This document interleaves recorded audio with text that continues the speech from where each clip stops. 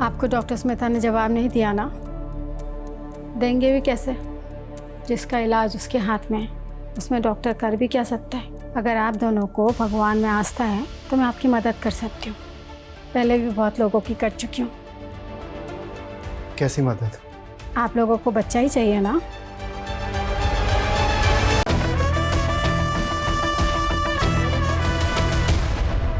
मेरे करियर में यह पहली बार था कि हम अपने ही डिपार्टमेंट के अपने ही साथी की इन्वेस्टिगेशन का सच पता कर रहे थे।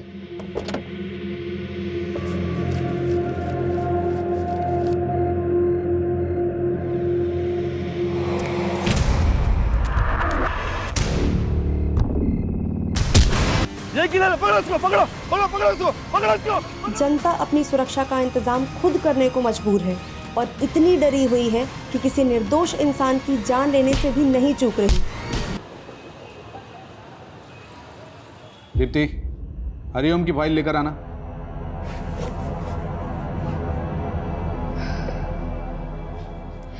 सर, मैंने ये केस पढ़ा है, क्लाइंट से बात भी की है। ये उतना बड़ा केस नहीं है, छोटा मोटा फ्रॉड का केस है। अच्छा सर, मैं आपके अंडर 2 साल से बहुत कुछ सीख रही हूँ। अगर आपको ठीक लगे तो क्या मैं ये केस देख सकती हूँ, हैंडल कर सकती हूँ? मैंने दीनानाथ की नहीं, हरिओम की फाइल मंगाई थी। जाओ सही फाइल लेकर आओ। Sorry sir. 2 साल में केस के फाइल के बारे में पता नहीं और केस चाहिए इन्हें।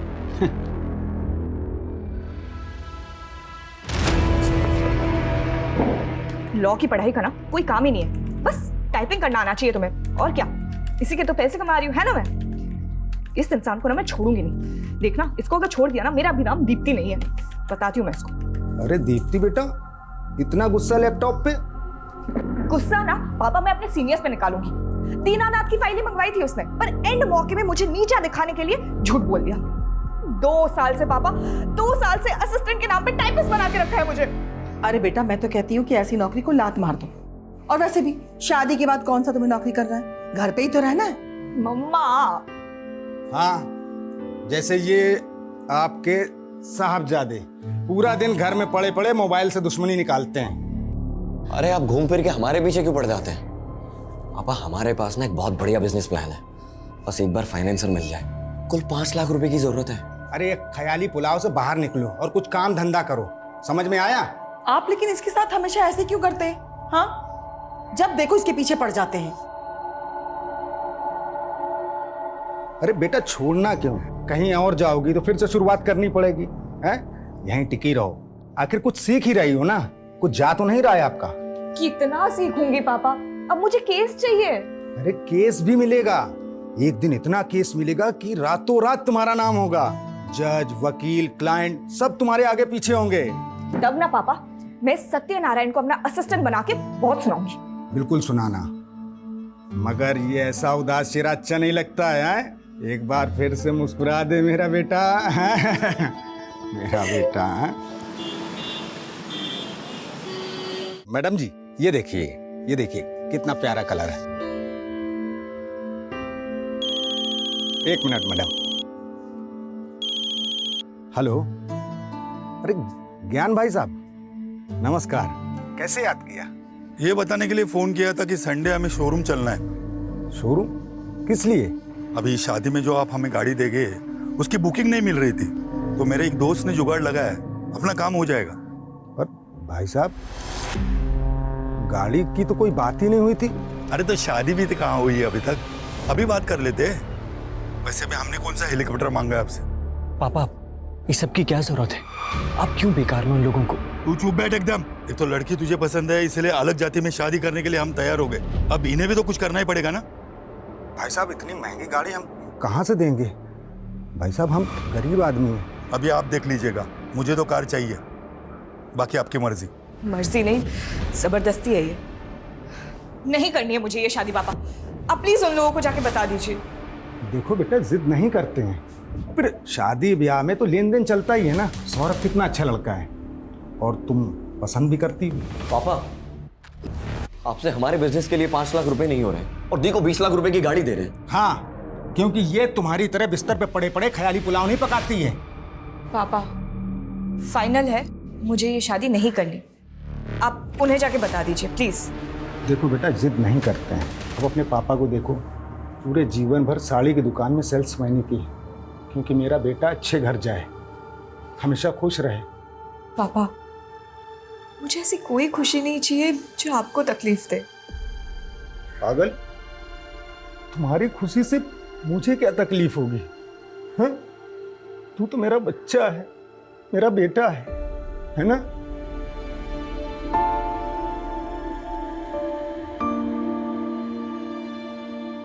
डॉक्टर 6 साल हो गए हमारी शादी को, और 1 साल से तो आपके चक्कर काट रहे, फिर भी बच्चा नहीं हुआ। आप ट्रीटमेंट करवाइए और भगवान पे भरोसा रखिए, सब अच्छा होगा। और लोगों का क्या है, लोग तो बातें करते ही रहते हैं। बाहर वाले क्या, अब तो रिश्तेदार भी हमें ताना मारने लग गए। सब बोलते हैं कि सबको बच्चे हो रहे हैं, बस हमारा ही बच्चा नहीं हो रहा। हम जब मर जाएंगे तो हमारी चिता को आग लगाने वाला भी कोई नहीं होगा।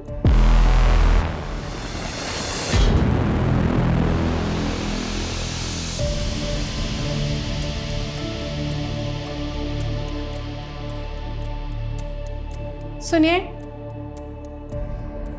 आपको डॉक्टर स्मिता ने जवाब नहीं दिया ना? देंगे भी कैसे? जिसका इलाज उसके हाथ में है, उसमें डॉक्टर कर भी क्या सकता है? अगर आप दोनों को भगवान में आस्था है तो मैं आपकी मदद कर सकती हूँ। पहले भी बहुत लोगों की कर चुकी हूँ। कैसी मदद? आप लोगों को बच्चा ही चाहिए ना? चारों तरफ भय का माहौल है। लखनऊ में जनता सड़क ही नहीं घर में भी असुरक्षित है। पता नहीं कब कहां से आकर वो हत्यारा उन्हें अपना शिकार बना ले।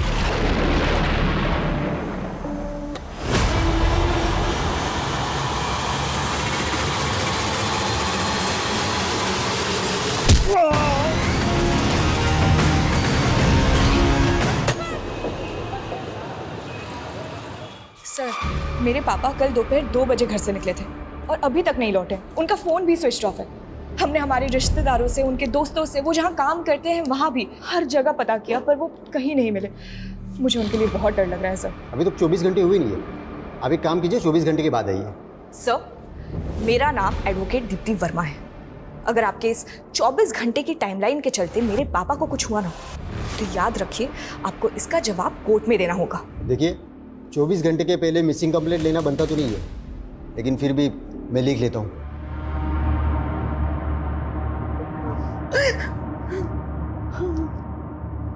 देखिए, आप घबराइए मत, अवतार भाई साहब जल्दी आ जाएंगे।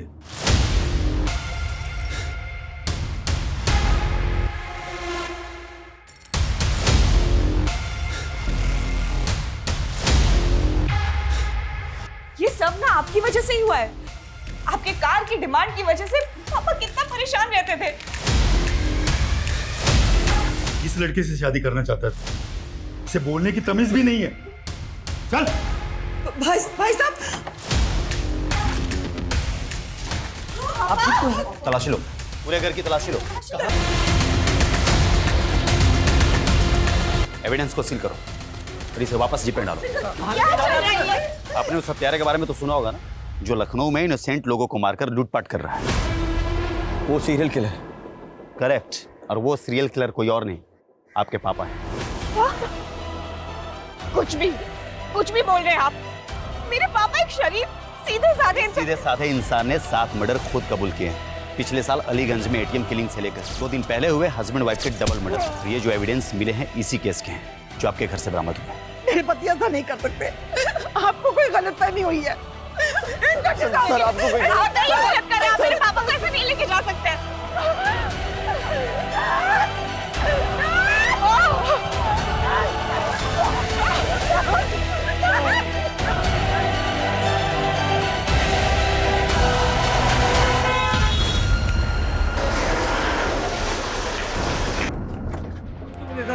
ध्यान से देखिए, साड़ी की दुकान में काम करने वाला इतना साधारण सा दिखने वाला आदमी 7 मासूम लोगों का हत्यारा है। मेरे पापा जो किसी से ऊंची आवाज में बात तक नहीं करते, आपने उन्हें सीरियल किलर बना दिया। बनाया नहीं है, उन्होंने अपना जुर्म खुद कबूल किया है और खुद सबूत भी बरामद करवाया है। कबूल नहीं किया, करवाया गया है, टॉर्चर करके। सब प्लीज आप। दीप्ति, मैंने ये केस बारीकी से पढ़ा है। सारे सबूत तुम्हारे पापा के खिलाफ है और उन्होंने कन्फेशन भी दिया है, कोई चांस नहीं है। सर मेरी बात सुनिए, ये पूरा केस ही झूठा है। यहाँ पुलिस फाउल प्ले का। मैं ये केस नहीं लड़ सकता, सॉरी। सर बट मेरी। मैडम जी, मैं समझ सकता हूं बड़ा मुश्किल है ये कि पुलिस को पिछले 1 साल से जिस सीरियल किलर की तलाश थी वो कोई और नहीं बल्कि आपके पापा हैं। नहीं है मेरे पापा किलर। मैं कोर्ट जाऊंगी और इस बात को साबित करूंगी, पर हार नहीं मानूंगी। जरूर जाइए दीप्ति जी, ये आपका हक है, पर एक बात याद रखिएगा, कोर्ट में भी ये बात साबित होगी कि 7 लोगों को मारने वाला कोई और नहीं बल्कि आपके पापा हैं।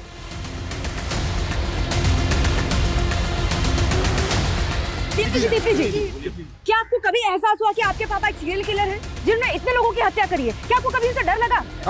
दीप्ति जी, उन्होंने खुद अपना जुर्म कबूल किया है, कोई बड़ा वकील उनका केस नहीं लेगा। क्या करने वाली आप? क्या सोचा है आपने? क्या होगा आपका अगला मूव? बोलिए मैम, बोलिए। दीप्ति जी कुछ तो बताइए।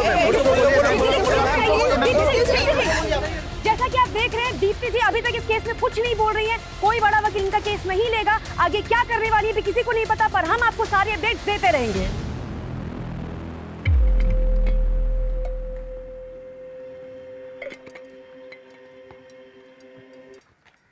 योर ऑनर, पुलिस ने मेरे पिता अवतार वर्मा को 8 अगस्त 2022 को किडनैप किया, टॉर्चर किया और जबरदस्ती उनसे वो जुर्म कबूल करवाए जो उन्होंने किए ही नहीं थे। ऑब्जेक्शन माय लॉर्ड, ये बिना किसी पुख्ता सबूत के पुलिस पर इल्जाम लगा रही है, जैसे पुलिस कोई किडनैपिंग गैंग चला रही है। मिस दीप्ति, आपने अपने पिता की मिसिंग कंप्लेंट लिखवाई थी? ये है मेरे पिता की मिसिंग कंप्लेंट की कॉपी जो हमने लिखवाई थी। बावजूद इसके पुलिस ने हमें 2 दिन तक कुछ इन्फॉर्म नहीं किया। कैसे इन्फॉर्म करता योर ऑनर? अक्यूज्ड ने 2 दिन तक मुंह ही नहीं खोला। कौन है, कहाँ रहता है, क्या करता है? वो मेरे पिता से उनका नाम, पता, ये सब जानने के लिए उन्हें टॉर्चर करते रहे। जब पुलिस मेरे पिता को घर पे लेके आई थी तो उनकी क्या हालत थी, वो अपने पैरों पे चल भी नहीं पा रहे थे। कौन है आपका गवाह? माय लॉर्ड, मैं कोर्ट को उनकी लिस्ट दूंगी, पेशी करवाऊंगी उनकी। दीप्ति जी, कोर्ट में मनगढ़ंत कहानियां नहीं, सबूत चलते हैं जो अवतार वर्मा के खिलाफ पुलिस के पास और जो कोर्ट में पेश किए गए। कौन से सबूत? वो गोल्ड क्यूब, घड़ी, पैसे जिसमें खून लगा हुआ था, जो खुद पुलिस ने हमारे घर पे प्लांट किया है, क्योंकि ऑनेस्टली ना उनके पास फॉरेंसिक टीम थी और ना ही सर्च वारंट। सर, वारंट और फॉरेंसिक रिपोर्ट के लिए हमने बोला था, लेकिन उसमें लेट होने वाला था। हमें एविडेंस को सिक्योर करने थे और डर था कि एविडेंस के साथ छेड़छाड़ की जा सकती है। अच्छा, इसीलिए उनको पूरे परिवार को हॉल में बंधक बनाना पड़ा और पुलिस खुद बेडरूम में जाके सबूत लेके भी आ गई। एविडेंस कलेक्शन की कोई रिकॉर्डिंग नहीं की गई। सर, रिकॉर्डिंग भी की है और कोर्ट में सबमिट भी किया है। आई ऑब्जेक्ट योर ऑनर, यहाँ जिस रिकॉर्डिंग की बात हो रही है वो पुलिस ने खुद की है, किसी ऑथराइज्ड वीडियोग्राफर के थ्रू नहीं हुई है। वाह दीप्ति जी वाह, कभी आप कहती है कि रिकॉर्डिंग हुई नहीं है, फिर आप कहती है कि पुलिस ने रिकॉर्डिंग कर ली है, ऑथराइज्ड वीडियोग्राफर ने रिकॉर्डिंग नहीं की। आपका ऑब्जेक्शन किस बात पे है? वीडियो की क्वालिटी पे? ये अच्छा नहीं दिख रहा है। दीप्ति जी, अगर हम मान भी ले कि आपके पिता इनोसेंट हैं, फिर भी पुलिस के पास क्या कारण है कि वो उन्हें झूठे केस में फंसाएगी? अपने रेपुटेशन को बचाने के लिए। हम सबको पता है पिछले 1 साल से पुलिस किलर को नहीं पकड़ पाई है। फिर अचानक एक दिन उन्होंने मेरे पापा को पकड़ा और जेल में डाल दिया, जबकि एक्चुअली सीरियल किलर अभी तक बाहर घूम रहा है। 7 लोगों का मर्डर हुआ है, सच का जानना जरूरी है, जो पुलिस इन्वेस्टिगेशन में सामने नहीं आ पाया है। ये कोर्ट ऑर्डर देती है कि इस केस की जांच क्राइम ब्रांच से करवाई जाए ताकि सच जनता के सामने आ सके। सीरियल किलर केस जांच में गड़बड़ी के आरोप के बाद केस क्राइम ब्रांच को सौंप दिया गया है, इस उम्मीद के साथ कि सच सामने आएगा। जो किलर पिछले 1 साल से पूरे शहर के लिए खौफ बना हुआ था, पुलिस की नींद उड़ाई हुई थी, किशन और अनीता के मर्डर के 2 घंटे बाद ही इतनी आसानी से उसको अरेस्ट कर लिया तुमने, कैसे?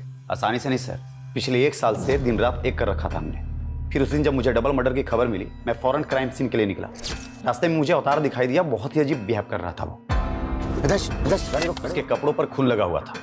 हम उसे पूछताछ के लिए पुलिस स्टेशन ले गए, जहां उसने कबूल किया कि मर्डर्स उसने ही किए हैं, और उसने मुझे यह भी बताया कि मर्डर वेपन कहां छुपाया हुआ है। उसके बाद उसने इसके पहले 5 मर्डर भी एक के बाद एक कबूल किए। पहला देशराज, दूसरा फौजिया और उसकी बहू शिबा, चौथा किरण और पांचवा ओमकार। फिर उसके बाद हमने उसके घर की तलाशी ली जहां और भी सबूत मिले। सर, हमने जब इन केसेस के सबूत और गवाहों को क्रॉस वेरीफाई किया तो सब मैच कर रहे थे। किशन और अनीता के घर से जो लूट हुई थी वो सारा सामान मिला? उसने सिर्फ ये बताया कि उसने गहने चुराए थे, तो वो अभी भागते वक्त कहीं रास्ते में गिर गए। पर उनके घर से तो अच्छी खासी लूट हुई थी और उसने सिर्फ गहने कबूल किए और तुमने बड़ी आसानी से उस पर यकीन कर लिया। उसने बाकी की चोरी कबूल नहीं की, लेकिन 7 मर्डर्स कबूल कर लिए। सर, उसने जो मुझे बताया मैं आपको वही बता रहा हूँ। मतलब ना तुम्हारे पास कोई पुख्ता सबूत है, ना गवाह, ना मर्डर्स का और ना ही अवतार की गिरफ्तारी का। सर, आप मुझ पे शक कर रहे हैं? शक नहीं कर रहा हूं, फैक्ट बता रहा हूं। फैक्ट। जैसे 2 दिन तक अवतार तुम्हारी कस्टडी में था, लेकिन तुमने उसकी फैमिली तक को नहीं बताया। सर, हमने कोर्ट को बताया था कि उसने अपनी पहचान को छुपाने के लिए 2 दिन तक मुंह नहीं खोला। तो फिर तुमने टॉर्चर करके उसका मुंह खुलवाया। आप भी पुलिस डिपार्टमेंट से हैं, जानते होंगे 7 मर्डर करने वाला क्रिमिनल प्यार से तो मुंह खोलेगा नहीं। तो कुल मिलाकर तुम ये एक्सेप्ट कर रहे हो कि उसने कबूल किया नहीं, तुमने उससे कबूल करवाया। सर, इस केस के फाइल आपके पास है, आप देख सकते हैं। अरविंद, आखिरी बार पूछ रहा हूं, इन्वेस्टिगेशन में कोई गड़बड़ी हुई है, कोई फॉल्ट प्ले? नो सर, अवतार ही वो सीरियल किलर है जिसे हम पिछले 1 साल से तलाश कर रहे थे, जो बहुत मुश्किल से पकड़ा गया है। सर, मैं तो अपनी बेटी दीप्ति की शादी के लिए पैसों का इंतजाम ना हो पाने की वजह से परेशान था। अरे भाई साहब, ये पुराना सोना है, मेरी मजबूरी है इसलिए हम इसको बेच रहे हैं। अगर थोड़ा बहुत और ज़्यादा हो जाए तो देख लीजिए आप। नहीं, इससे ज़्यादा नहीं हो सकता। सर, मैं भाग नहीं रहा था, मैं तो परेशान होकर रोड के किनारे बैठा था, तभी इंस्पेक्टर साहब की गाड़ी वहाँ पे रुकी। हेलो, यहाँ क्या कर रहा है? कुछ नहीं साहब, वो थक गए थे तो बैठ गए यहाँ पे। घर किधर है तुम्हारा? साहब, यहीं पास में है आगे। चल बैठ गाड़ी में, मैं भी उधर ही जा रहा हूँ, छोड़ देता तुम। पीआई अरविंद का कहना है कि जब उन्होंने आपको पकड़ा तो आपके कपड़ों पर खून लगा था। किशन और अनीता के खून से सने वो कपड़े उन्होंने हमें दिए हैं, तो फिर वो खून कहाँ से आया? सर, ये तो हमें नहीं मालूम सर। वो मुझे पकड़ के थाने ले गए और वहाँ उन्होंने हमारे सारे कपड़े उतरवा दिए और साहब 2 दिन तक हमारे साथ मारपीट करते रहे। बोले कि मैं जो कहता हूँ वो कबूल करो, अगर मैं कबूल नहीं करता तो सच में वो मुझे जान से मार देते साहब। किशन और अनीता के मर्डर के अलावा आपने 5 और मर्डर कन्फेस किए। ये तो मुझे पता भी नहीं था साहब, वो जहाँ बोलते गए मैं साइन करता गया और साहब मुझे झूठे केस में फंसा दिया। लेकिन वैसे क्यों फंसाएंगे? उनकी कोई दुश्मनी है आपके साथ? साहब, मेरी किसी से दुश्मनी क्यों होगी? मैं तो एक साड़ी की दुकान में मामूली सा सेल्समैन हूँ। मैंने जीवन में कभी चूहे नहीं मारे और मैं 7 खून क्यों करूँगा साहब? मैं क्यों करूँगा 7 खून? मेरी वजह से मेरी बेटी की शादी टूट गई साहब। इससे ज्यादा बुरा क्या होगा साहब? इससे ज्यादा मेरे लिए और क्या बुरा होगा? घबराइए मत, अगर आप सचमुच निर्दोष हैं कुछ नहीं होगा आपके साथ, हम बारीकी से जांच करेंगे। एक तरफ तुम कह रहे हो कि तुमने ठीक से कुछ देखा नहीं, अंधेरा था, ऐसा था वैसा था, इसके बावजूद तुमने पुलिस को बयान दे दिया कि तुमने अवतार को किरण का मर्डर करके उसके घर से भागते हुए देखा। क्यों? सर, मैंने उसे मर्डर करते हुए नहीं देखा था, मैंने बस किसी को भागते हुए देखा था। और ये बात मैंने जब किरण का मर्डर हुआ तब पुलिस को बताई थी। उन्होंने मुझे एक फ़ोटो दिखाई और बताया कि तुमने जिस आदमी को देखा वो यही था। मुझे लगा अच्छा है पकड़ा गया। तुमने अपने भाई के किलर को देखा था? जी सर। ये वो हो सकता है सर, क्योंकि उस दिन मैं दुकान बंद कर रहा था और भैया गलियों में आगे निकल गए थे और जैसे मैंने उनकी चीखें सुनी, पीछे मुड़ के देखा तो एक आदमी भागता हुआ जा रहा था। भैया, ये घड़ी तुम्हारे भाई की है? हाँ सर। पक्का है? इसमें भी डाउट है?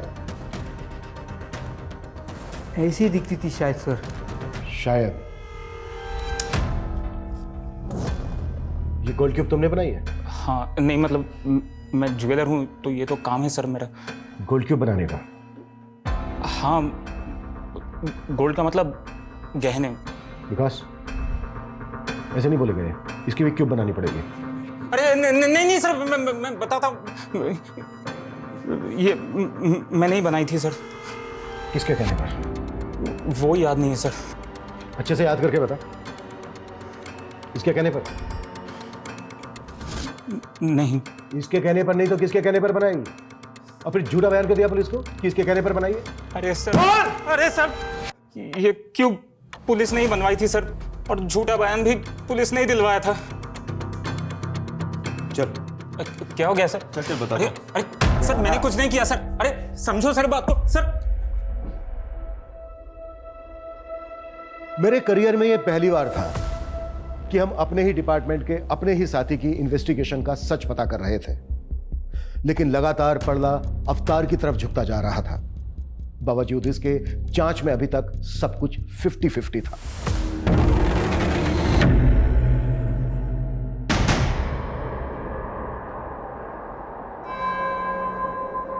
किशन, अनीता के मर्डर केस की इंफॉर्मेशन तुम्हें किसने दी? ऑफिशियल या फिर कोई पर्सनल सोर्स था? उससे क्या फर्क पड़ता है सर? बताता हूं।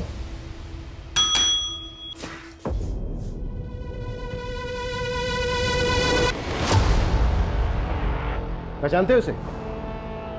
Mithilesh Kumar, police driver.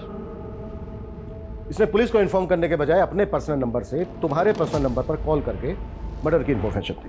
मिथिलेश कुमार उर्फ तुम्हारा ड्राइवर, मिथिलेश कुमार उर्फ विक्टिम अनीता का मुंह बोला भाई।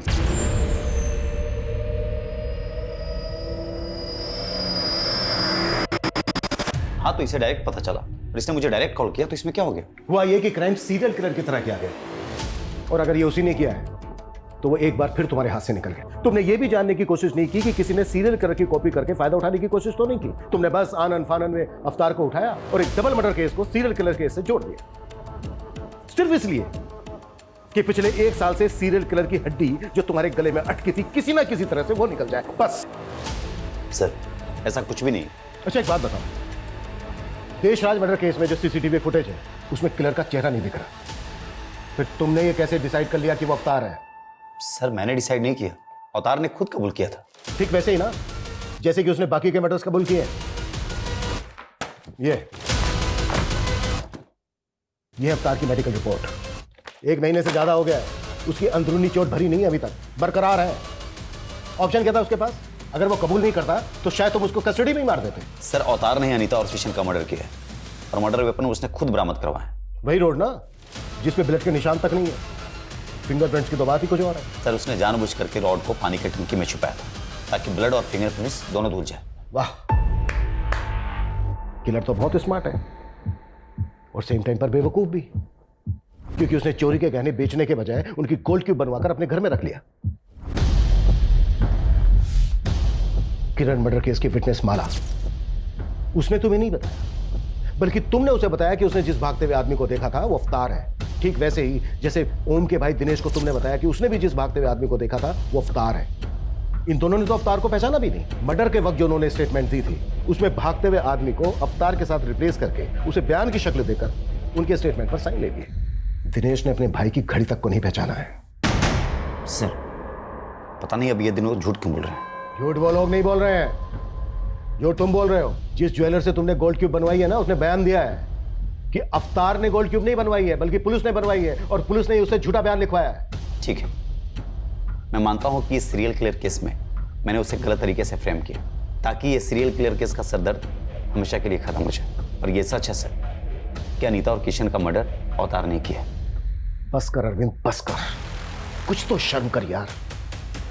एक डबल मर्डर केस को सीरियल किलर मर्डर केस के साथ जोड़कर तुमने ना सिर्फ इस केस को खुला छोड़ दिया है बल्कि उस सीरियल किलर को भी मैसेज दे दिया है कि तू आजाद है, जो चाहे करना चाहे कर, हम तुझे ढूंढ ही नहीं रहे, हम तो ऑलरेडी किसी को बलि का बकरा बना चुके हैं।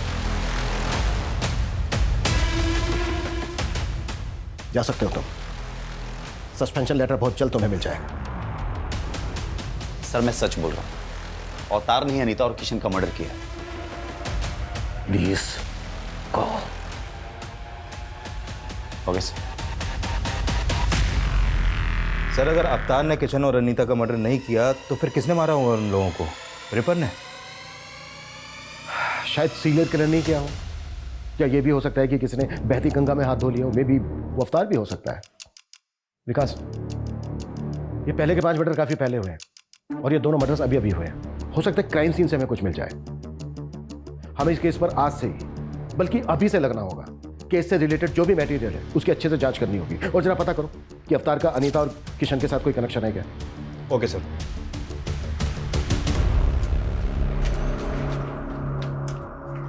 गर्मा गर्म पकौड़े। ओह वाह। नो, हाथ गंदे है ना, पहले हाथ धो लो।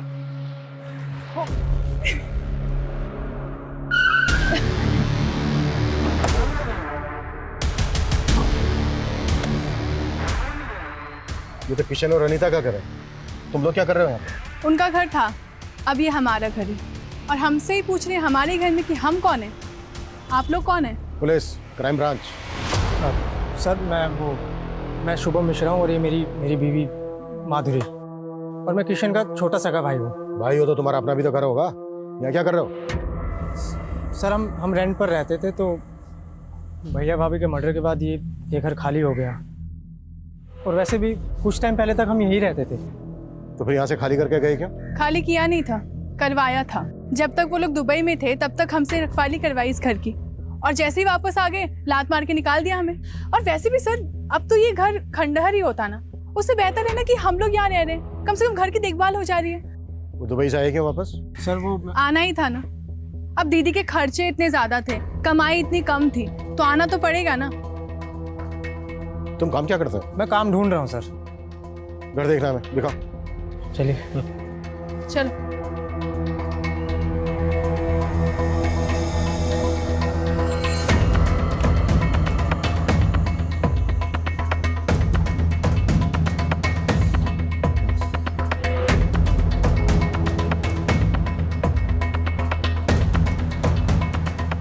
सर,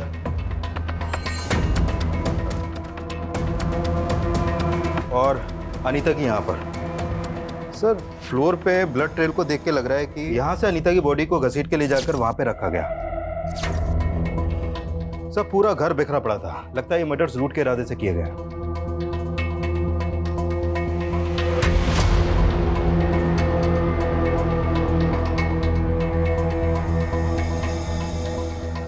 बॉडीज को तुम लोगों ने पहले देखा था? जी। क्या टाइम हुआ था तब? यही कुछ 11:30 के आसपास का। रात के 11:30 बजे तुम लोग यहाँ क्या करने आए थे? जी हम यहाँ नहीं आए थे, हम लोग खाना खाकर टहलने के लिए निकले थे, तो देखा कि दरवाज़ा खुला हुआ है, तो मैंने सोचा अंदर चल कर देखता हूँ। किशन और अनीता की किसी के साथ कोई दुश्मनी थी? उनकी किसी से क्या दुश्मनी होगी?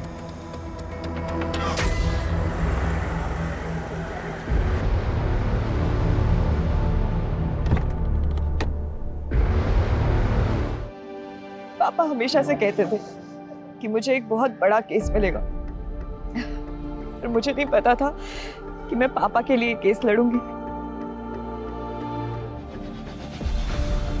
चुप हो जा बेटा, सारी जिंदगी तेरे पापा ने तेरे लिए संघर्ष किया, लेकिन आज तूने उनका कर्ज चुका दिया बेटा। नहीं माँ, मैं मर भी जाऊं ना तो पापा का कर्ज कभी नहीं चुका सकते। Welcome back. और कैसा है मेरा बेटा? बिल्कुल ठीक।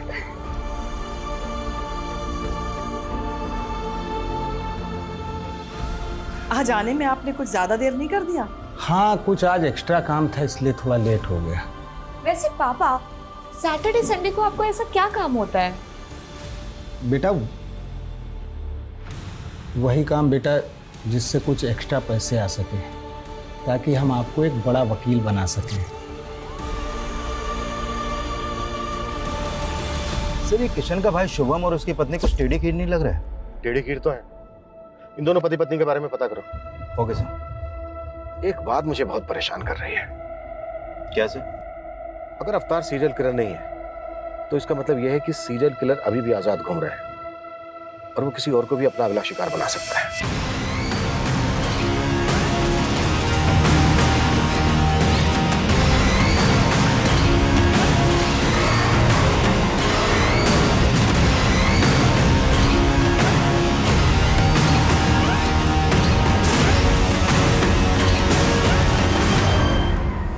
सर शुभम के बारे में इंक्वायरी करते हुए पता चला कि जब वो पहले किशन के घर पे रहता था तो उसका आए दिन किसी से बहुत झगड़ा होता था। लेकिन किशन और अनीता तो दुबई में रहते थे, तो फिर झगड़ा किसके साथ होता था? उसी से, जो शुरू से इस केस में कुछ ज्यादा इंटरेस्ट ले रहा है।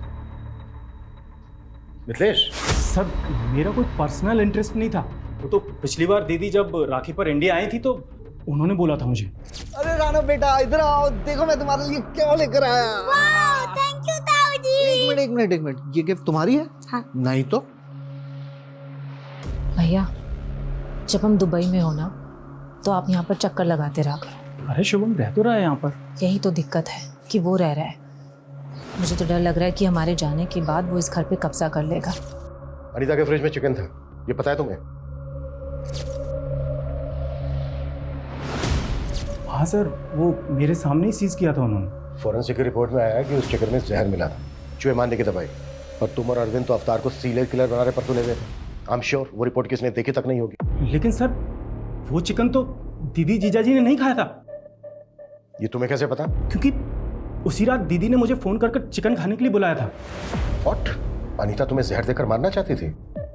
हो सकता है सर दीदी को पता ही ना हो कि चिकन में जहर है, क्योंकि वो चिकन दीदी ने नहीं बनाया था। फिर देकर गया था। कौन देकर गया था? सर आप किसकी बात सुन रहे हैं? मुझे तो लगता है कि इसी ने मेरे भैया और भाभी को मारा है और अब मुझे जेल भिजवाकर इस घर पर कब्जा करना चाहता है। मतलब?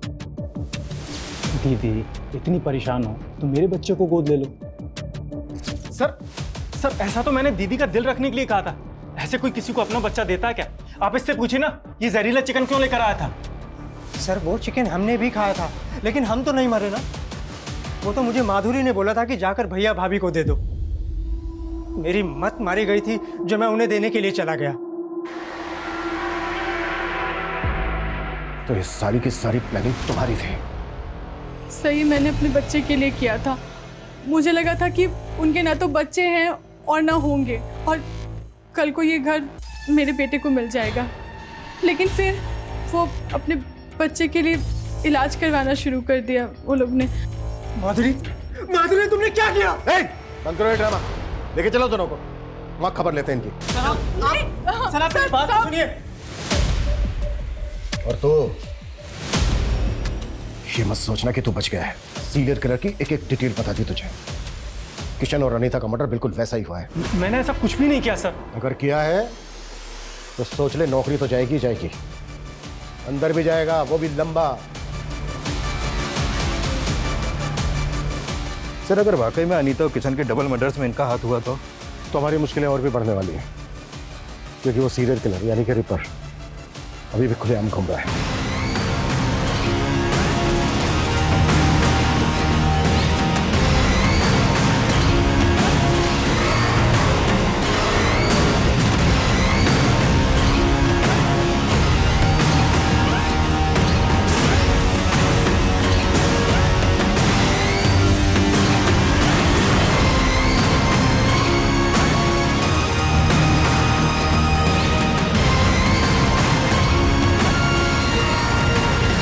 शुभम और माधुरी के पास मर्डर का मोटिव है और उस रात की इनकी एक्टिविटी से भी लग रहा है कि ये लोग मर्डर कर सकते हैं, लेकिन अभी तक इस बात पर अड़े हुए हैं कि इनका इस मर्डर में कोई हाथ नहीं है। शुभम और माधुरी तो सस्पेक्ट हैं, लेकिन हमें मिथिलेश को भी ध्यान में रखना होगा। एक बात मेरी समझ में नहीं आ रही है कि उन्होंने एक रैंडम आदमी अवतार को ही क्यों अरेस्ट किया?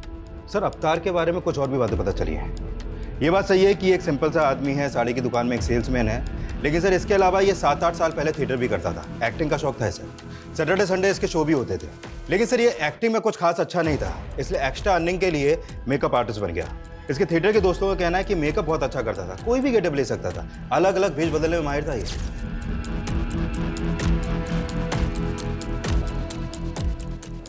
सर आपने अभी की ब्रेकिंग न्यूज देखी? क्या न्यूज है?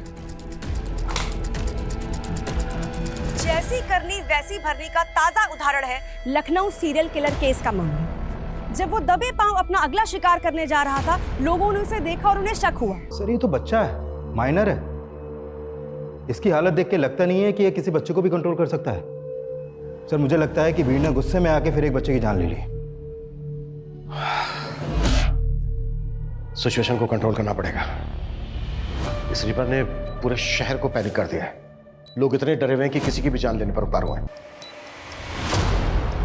सर, अनीता और किशन के कॉल रिकॉर्ड आ गए हैं। उनके कॉल रिकॉर्ड में किसी बाबा का नंबर तो नहीं मिला है, लेकिन एक नंबर है जिस पर मर्डर वाले दिन किशन ने कई बार कॉल किए हैं और लास्ट कॉल रात 11 बजे के आसपास हुई है। कौन है वो? राधा। सर, ये उसी क्लिनिक में नर्स है जहाँ पर किशन अनीता का इलाज करवा रहा था। मर्डर वाली रात इन दोनों की लोकेशन किशन के घर के आसपास की थी। दोनों सर मुझे यहाँ क्यों लेके आए? मैंने क्या किया है? सब पता चल जाएगा। उधर देखो मुकेश। गुड, काफी समझदार हो तुम। अब डायरेक्टली पूछ रहा हूं, मार खा के बोलोगे या फिर बिना मार खाए? बोलो।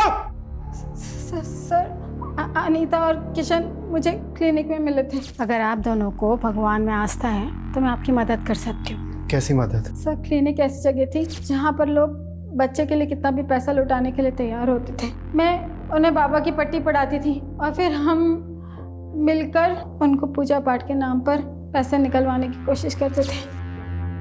बाबा बच्चे को देखने और माँ सुनने के लिए मेरे कान तरस गए। हमारे पास सब कुछ है, लेकिन वो किस काम का जब औलाद ही नहीं है। औलाद हो जाएगी, पर उसके लिए पूजा करनी होगी, वो भी पूरी श्रद्धा के साथ। मैं करूंगी बाबा। ऐसी पूजा से हम 50,000 तक निकला लेते थे। जब वो दोनों पैसे देने के लिए तैयार थे तो फिर उन दोनों को मारा क्यों? हमने उन्हें नहीं मारा सर। ड्रामा मत करो, क्योंकि ये पता चल चुका है हमें, तुम दोनों गए थे वहां पर। हम वहां पर सिर्फ पूजा करने के लिए गए थे सर। हमारे पहुंचने से पहले वहां पर कांड हो चुका था।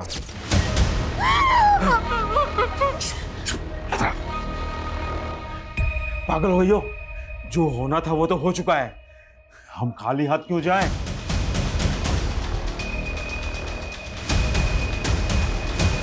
सर, हमने सिर्फ चोरी की है, किसी को मारा नहीं है सर। चोरी का सामान कहाँ है? सर हमारे पास है, हम दे देंगे, हम सब दे देंगे सर।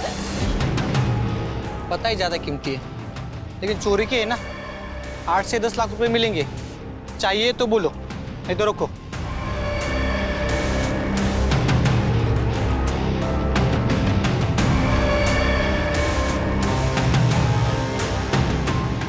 सर, खबरी ने टिप दिया, अनीता की सोने की चूड़ियां चोर बाजार में बेची गई हैं। बेचने और खरीदने वाले की कोई इन्फॉर्मेशन? खरीदने वाले की है, बेचने वाले की वो बताए। सर सर राधा और बाबा ने जो सामान चोरी किया था, उस सामान में साड़ी भी मिली है, जो ठीक उसी दिन खरीदी गई थी जिस दिन अनीता और किशन का मर्डर हुआ था। इसमें सर स्लिप है, उसमें डेट भी पड़ी हुई है।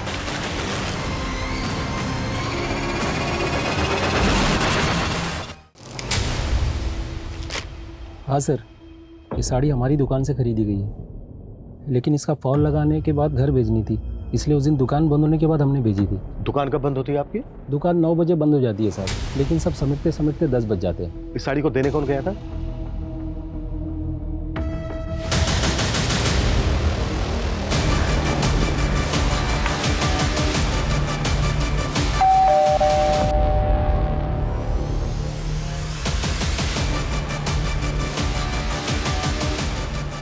दीप्ति, तुम्हें अपने फादर को न्याय दिलवाना था ना? मिल जाएगा। मतलब? मतलब ये खुद बताएंगे।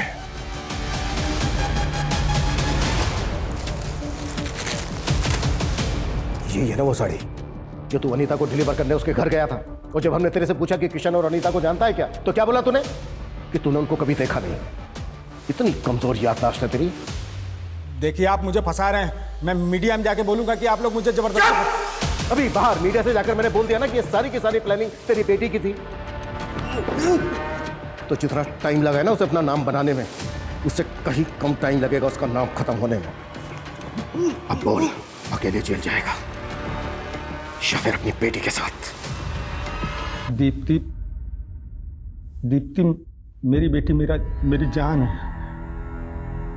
उसके लिए एक बड़े घर का रिश्ता आया, तो मुझे लगा कि मेरी बेटी बड़े घर जाएगी तो जीवन भर खुश रहेगी, पर उन्होंने शादी में 20 लाख की कार मांग दी। मैं बहुत परेशान था, कुछ समझ में नहीं आ रहा था। फिर सेठ जी ने ये साड़ी डिलीवर करने के लिए दी, और मैं सोचते सोचते कब वहाँ पहुँच गया। मैडम जी, ये आपकी साड़ी एक बार ठीक से चेक कर लीजिए। तभी मेरी नज़र उन गहनों में पड़ी। उसके गहने मेरे दिमाग में घूमते रहे कि अगर ये गहने मुझे मिल जाएंगे, मेरी बेटी की शादी अच्छी से धूमधाम से हो जाएगी। सीरियल किलर के बारे में टीवी में देखा था, तो ठीक उसी तरह उनके सारे गहने ले लिए थे। पर मैं इतना डर गया था, डर के मारे इधर उधर भटक रहा था, और तभी वहाँ पुलिस की गाड़ी आ गई। तू एक आम आदमी है, इतना बड़ा क्राइम करके तूने पुलिस को बेवकूफ़ बनाया, कैसे? सर, मेरी बेटी वकील है और उससे केस के बारे में बातचीत होती रहती थी, तो मुझे समझ में आ गया था कि पुलिस को कैसे घुमाना है। घुमाया तो बहुत तूने, लेकिन अब तेरी बारी है। देशराज, फौजिया, शिबा, किरण, ओम के मर्डर करने में तूने अपने मेकअप आर्टिस्ट होने का फायदा उठाया। चेहरा बदल बदल के मर्डर किए तूने, ताकि कोई देखे भी तो बाद में पहचान ना पाए। साहब, मैं मेकअप आर्टिस्ट था, पर मैंने ऐसा कुछ नहीं किया जो इल्ज़ाम आप मुझ पे लगा रहे हैं। पहले उन लोगों ने मार पीट करके सीरियल किलर बनाया, और अब आप भी वही कर रहे हैं। साहब, मैं मानता हूं कि मैंने अनीता और किशन को मारा है, बाकी मैंने किसी को नहीं मारा है। मैं सच बोल रहा हूं साहब। किशन और अनीता के मर्डर्स अवतार वर्मा ने कबूल कर लिए हैं, इसके पुख्ता सबूत भी है हमारे पास। पर बाकी के 5 मर्डर्स वो हमेशा की तरह डिनाई करता रहा। हालांकि हमने बहुत कोशिश की, पर साबित करना हमारे लिए आसान नहीं था। इसके बावजूद हम आज भी पूरी कोशिश कर रहे हैं उन केसेस को सोल्व करने की। जय हिंद।